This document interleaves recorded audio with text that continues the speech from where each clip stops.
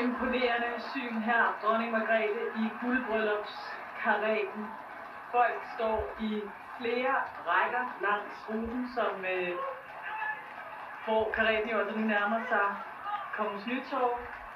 Det var svært ikke lige at blive en lille Kongens Nytorv. Hvordan folkemængden hudede og jublede og hyldede både kronprinsparret her i Store Krone og dronning Margrethe i karetten.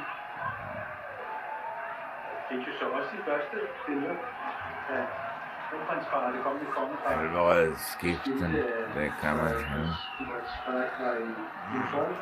Den kan man, der er jo ikke nogen egentlige begge galler. Selvom vi ser sådan en uniform naturligvis, og Mary i hvidt.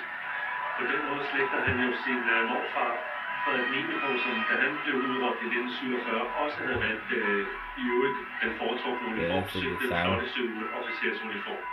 Som i øvrigt også er det billede, vi ser på langt de fleste, også de seneste officielle billeder af Prins Frederik. Og det må være, Robert Bedsted, for dine tidligere, eller for dine kolleger her.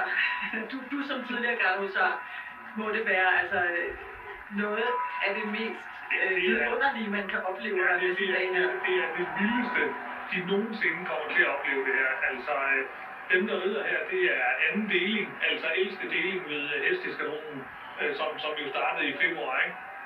Og så må vi bare se her, når man kigger ud over det her Christiansborg Slotsplads.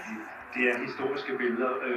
Hvis man kigger på de gamle billeder fra 72, fra 47, var der også et